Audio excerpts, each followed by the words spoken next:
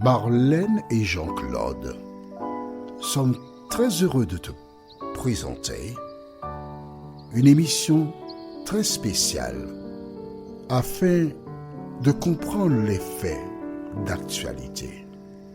Merci pour ta fidélité. Merci de nous recevoir une fois de plus afin qu'ensemble nous puissions prendre le temps pour découvrir les promesses de l'Éternel.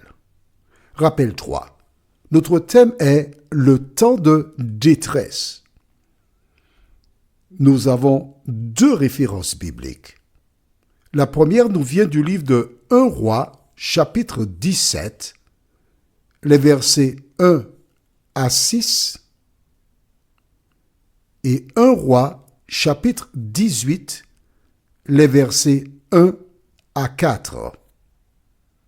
1 Roi, chapitre 18, les versets 1 à 4. Mais avant d'aborder ce thème, recherchons la présence et la directive du Saint-Esprit.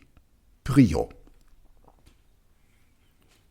Notre Seigneur et notre Dieu, nous te bénissons pour le bonheur que tu nous donnes d'avoir la parole. Merci Seigneur de continuer de nous préparer pour les temps difficiles.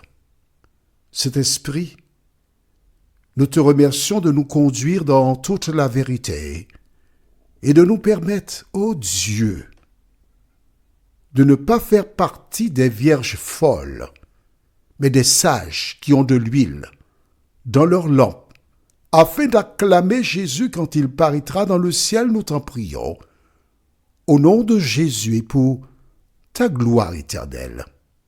Amen. Rappelle-toi, Élie, un jour, a été envoyé par Dieu vers le roi Akab. Et que s'est-il passé? J'espère que tu as noté cela dans le cahier de 300 pages. Nous lisons dans le livre de 1 Roi, chapitre 17, les versets 1 à 6.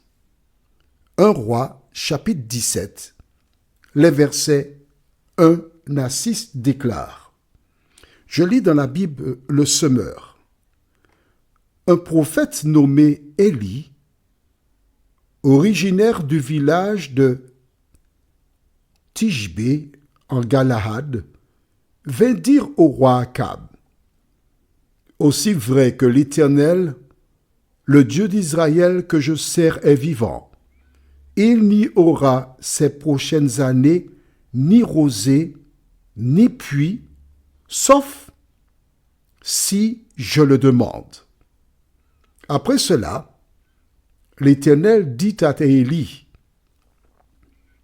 Quitte ce lieu, va vers l'est et cache-toi dans le ravin du torrent de Kérith, à l'est du Jourdain. L'eau du torrent te servira de boisson, et j'ai ordonné aux corbeaux de te nourrir là. Élie partit donc et fit ce que l'Éternel lui avait demandé. Il alla s'installer près du torrent de Kérith, à l'est du Jourdain.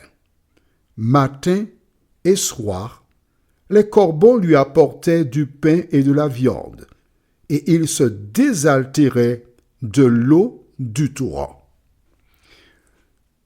Le temps de détresse était arrivé. Il n'y avait pas d'eau. Et Dieu, connaissant Akab et le cœur de l'homme de manière générale, il savait que ce dernier rechercherait Élie pour le mettre à mort, parce qu'il tiendrait Élie pour responsable de la situation. Vois-tu, les coupables choisissent toujours de rendre d'autres personnes responsables et refusent de reconnaître leur erreur, leur péché. Mais Dieu, connaissant l'homme, donna une cachette à Élie. La question que tu dois te poser est la suivante. À part Élie, y avait-il d'autres prophètes? Qu'est-ce que Dieu a fait pour ces derniers? Il est important pour toi de trouver les réponses. Pourquoi? Car lorsque le temps de détresse sera là pour nous, tu sauras que l'Éternel veille sur toutes celles et ceux qui lui sont fidèles. D'où la nécessité pour toi d'asseoir ta foi sur la parole de Dieu, de connaître la parole et de savoir ce que Dieu fait dans de telles circonstances. Allons maintenant au livre de 1 Roi toujours, chapitre 18, et nous lirons les versets 1 jusqu'au verset 4. 1 Roi 18, versets 1 à 4. Là, je lis dans la Bible, ma Bible.net. Pourquoi j'ai différentes Bibles? Je t'explique. Quand je dois lire des versets, alors pendant que je t'explique, tu cherches la page, on est d'accord? Bien. Quand je dois lire des versets, le micro est sensible et tu entends choix, et ça m'embête. Parce que les affaires de Dieu doivent être faites dans de bonnes conditions. Alors, je te dis tout. En fait, c'est moi qui suis le technicien et en même temps, c'est moi qui enregistre. Donc, j'ai plusieurs casquettes puisque je n'ai pas les moyens pour embaucher quelqu'un pour le faire. D'accord? Alors, maintenant, tu connais tout, presque tout. Lisons dans 1 Roi, chapitre 18, les versets 1 à 4. Bien des jours passèrent et, au bout de 3 ans, la parole de l'Éternel fut adressée à Élie. Va te présenter devant Akab, et je ferai tomber de la pluie sur le pays. Élie partit pour se présenter devant Akab. La famine était grande à Samarie. On s'arrête ici un instant. Voici 3 ans qu'Élie est parti. 3 ans qu'il n'y a pas de pluie, pas de rosée. Les agriculteurs sont découragés.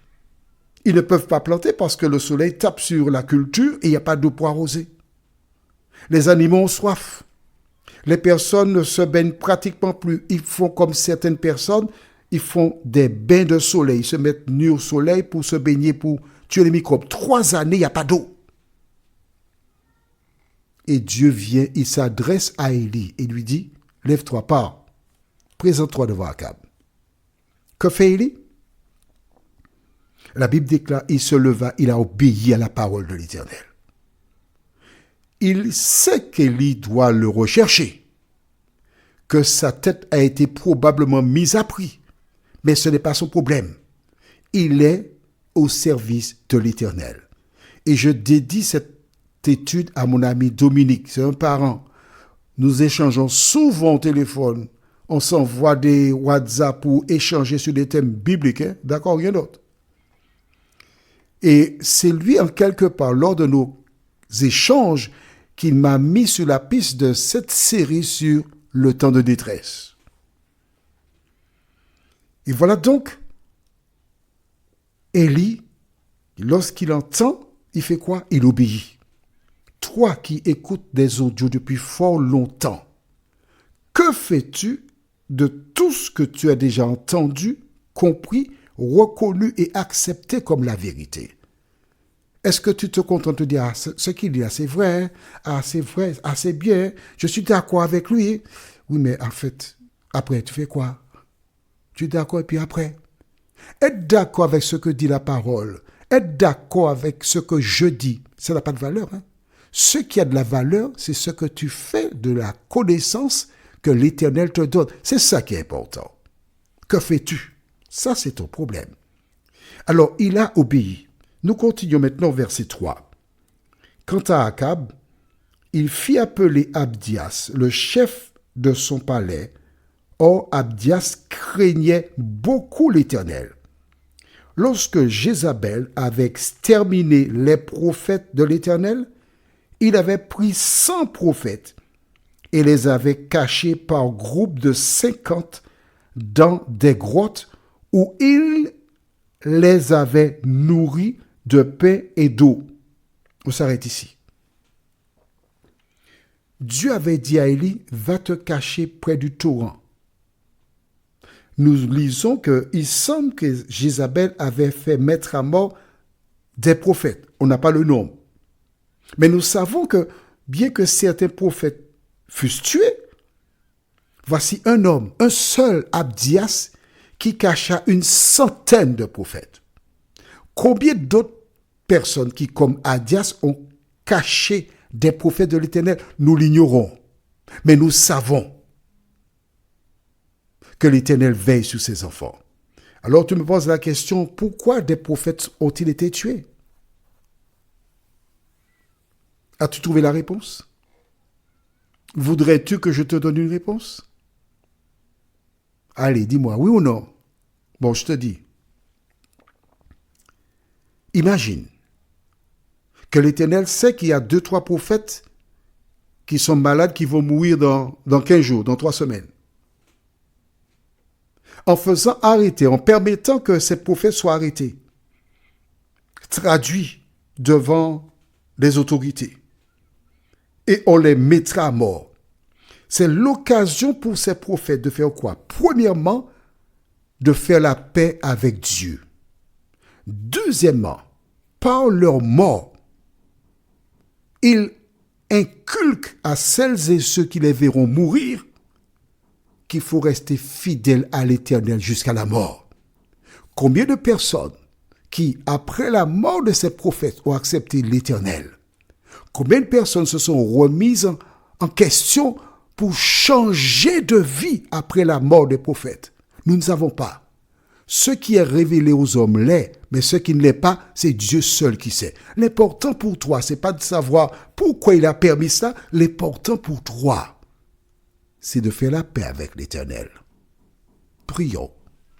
Notre Seigneur et notre Dieu, merci pour la parole. Merci pour ton amour. Merci pour ta présence. Nous découvrons que tu as protégé Élie, mais tu as aussi protégé au moins, selon la Bible, 100 prophètes. Seigneur, alors que les temps difficiles approchent, d'aide-nous aider à garder à l'esprit que tu es le même qui jadis protégea des prophètes et qui peut encore protéger aujourd'hui celles et ceux qui se confient en toi. Seigneur, merci une fois de plus. Cet esprit continue de nous instruire, nous t'en prions, au nom de Jésus et pour ta gloire éternelle. Amen. Que l'Éternel continue de t'encourager et il me tarde de te retrouver. Nous sommes parvenus au terme de notre réflexion. Si d'aventure tu as une question, il te suffit d'envoyer un message par le biais de WhatsApp au numéro suivant, plus 596 696 88 93 93. Et alors Jean-Claude, moi, je me ferai un réel plaisir de répondre à ta question.